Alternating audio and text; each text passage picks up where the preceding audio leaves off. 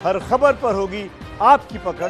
Download कीजिए ABP live app. एक बार फिर से बात करते हैं कोरोना की वैक्सीन की। हिंदुस्तान में कोरोना पीड़ितों की संख्या 22,50,000 से ज्यादा हो चुकी है। 45,000 से ज्यादा लोग जान गंवा चुके हैं। इसीलिए कोरोना की दवा की सबसे बड़ी दरकार हमें है।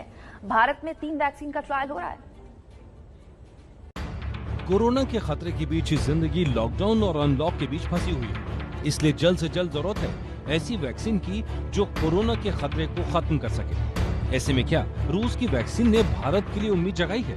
क्या भारत वैक्सीन मंगवा रहा है? उसका रेट क्या तय होगा? केंद्रीय स्वास्थ्य सचिव राजेश भूषण का जवाब सुनिए। देश विशेष में क्या वैक्सीन बन रही है, नहीं बन रही है, ये एकदम हाइपोथेटिकल प्रश्न है। इसका उत्तर इस समय नहीं दिया जा सकता। आज ही भारत में वैक्सीन के प्रयोग पर एक्सपर्ट कमेटी की बैठक है और इसी बैठक में रूसी वैक्सीन पर चर्चा हो सकती है, लेकिन ये फैसला विदेश मंत्रालय की सहमति के बिना नहीं लिया जा सकता। लेकिन इससे भी पहले भारत की निगाहें अपने देश में चल रहे 3 टीकों के ट्रायल पर। एक अंतिम चरण में है और 2 टीके पहले और दूसरे चरण में। वैक्सीन है जो कि ऑक्सफोर्ड यूनिवर्सिटी ने यूके में डेवलप की।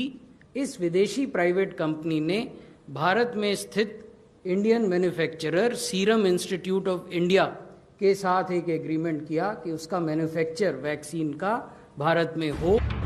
इस वैक्सीन की कीमत $3 यानी 225 रुपए रखने की बात हो रही है, ताकि ये सभी को आसानी से उपलब्ध कराई जा सके। सीरम इंस्टीट्यूट ने कोरोना वैक्सीन बनाने के लिए द वैक्सीन अलायंस और the bill and Melinda Gates foundation के साथ बड़ी डील की है। इस डील से सीरम इंस्टीट्यूट की कोरोना का टीका बनाने की क्षमता बढ़ जाएगी और वो ज्यादा वैक्सीन का तेज उत्पादन कर सकेगी। वैक्सीन की प्रयोग में लगी दूसरी कंपनी है बायोटेक। दूसरी वैक्सीन है जो भारत बायोटेक इंटरनेशनल हैदराबाद में हेडक्वार्टर्ड कंपनी है।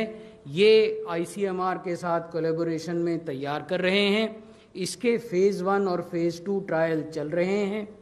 तीसरी वैक्सीन है जो जाइडस कैडिला, ये भी भारतीय कंपनी है, अहमदाबाद में हेडक्वार्टर्ड है, ये बना रहे हैं।